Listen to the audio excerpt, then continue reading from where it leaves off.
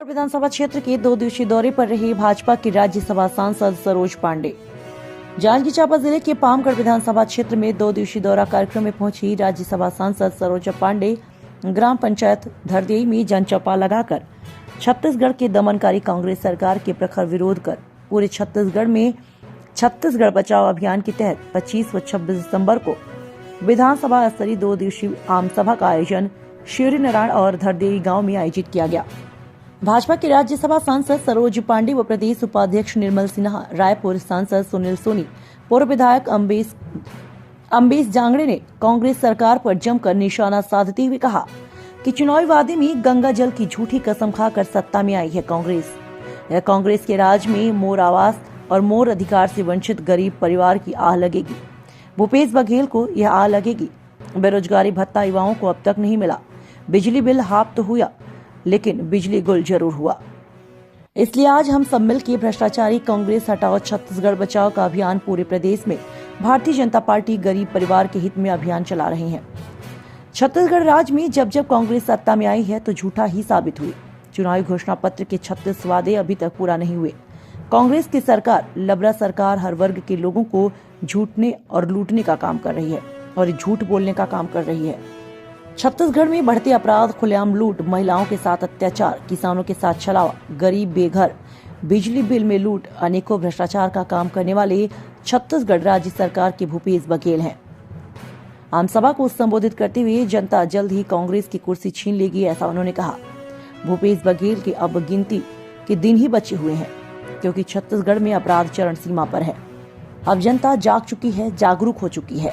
आने वाले समय में भूपेश का खेल खत्म होने की तैयारी हो रही है। इस अवसर पर भाजपा के पूर्व सांसद कमला पाटले, मंजुलता टंडन, गुलाब चंदेल, संतोष अग्रवाल सहित कई दिग्गज नेता मौके पर उपस्थित रहे। टीवी इंडिया 18 के लिए छत्तीसगढ़ स्टेट हेड मेलाराम का ये भारतीय जनता पार्टी की सांगठनिक बैठक थी। हम सांगठनिक बैठक में आज यहाँ पे शामिल होने आए थे। पामगढ़ विधानसभा की बैठक हुई। कांग्रेस हटाओ छत्तीसगढ़ बचाओ। भारतीय जनता पार्टी ने छत्तीसगढ़ प्रदेश में कांग्रेस की सरकार जिस प्रकार के कार्यों को लगातार कर रही है और 4 साल 17 दिसंबर को पूरा हुआ। 5वें वर्ष में यह सरकार प्रवेश कर गई। 4 वर्षों में इस सरकार ने छत्तीसगढ़ की जनता से जो वादा किया वो पूरा नहीं हुआ और वादा पूरा ना होने के साथ साथ आज यहाँ पर जो संस्कृति है, एक भ्रष्टाचार की एक ऐसी संस्कृति का यहाँ पर नया शुरुआत हुआ है जो पूरे छत्तीसगढ़ को अंदर अंदर खोखला कर रहा है। छत्तीसगढ़ प्रदेश में कांग्रेस की सरकार आने के बाद में लगातार एक ऐसी संस्कृति ने जन्म लिया है। इसलिए भारतीय जनता पार्टी ऐसी संस्कृति का विरोध करती है। भ्रष्टाचार की जिस नई संस्कृति को इन्होंने आगे बढ़ाने का प्रयास करती है, इसलिए आज इन विषयों को लेकर पूरे प्रदेश में भारतीय जनता पार्टी सांगठनिक बैठक के माध्यम से अपने कार्यकर्ताओं को चार्ज कर रही है। लगातार जैसे ईडी के छापे ये इस बात का प्रमाण है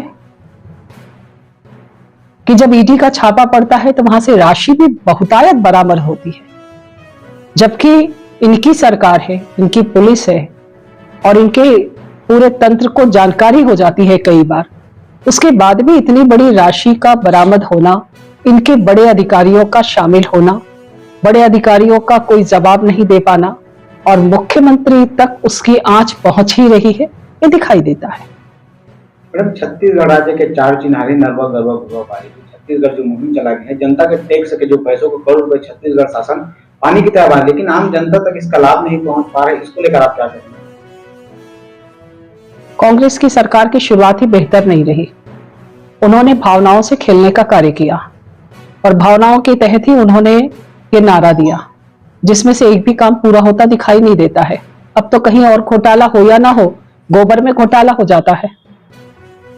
तो मुझे लगता है कि ये सरकार जिसने जनता की भावनाओं के साथ खेला, यहाँ पर शासन तंत्र अघोषित तौर पर पुंज हो चुका है, पंगु है, शासन कहीं दिखाई नहीं देता है। ऐसी सरकार को वापस नहीं आना चाहिए। राहुल गांधी द्वारा भारत जोड़ो यात्रा चलाया गया है, इसको आप क्या देखते हैं? राहुल गांधी जी भी शामिल थे जब गंगा जल लेकर कसम खाई थी और घोषणा पत्र जारी हुआ था। तो जो घोषणा पत्र देखिए, हमारे यहाँ कोई गुटबाजी नहीं है, कार्यक्रमों की होड़ है कि मैं भी कार्यक्रम करूं, अच्छा कार्यक्रम करूं, पामगढ़ के अंदर में हमारी पार्टी जीते, इस बात का प्रयास है। ये गुटबाजी नहीं मानता मैं इसको। सब लोग मिलकर प्रयास कर रहे हैं, अधिक कार्यक्रम हो उसके लिए काम कर रहे हैं।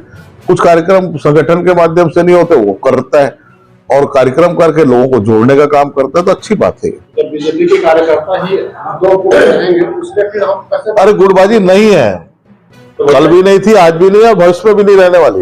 ये केडर बेस्ड संगठन है, यहाँ पर गुटबाजी का कोई स्थान नहीं है। आज की बैठक में जो कार्यकर्ता नाराज नहीं, उसको हम कहीं नाराज नहीं हुए, बढ़िया बैठक हुई है।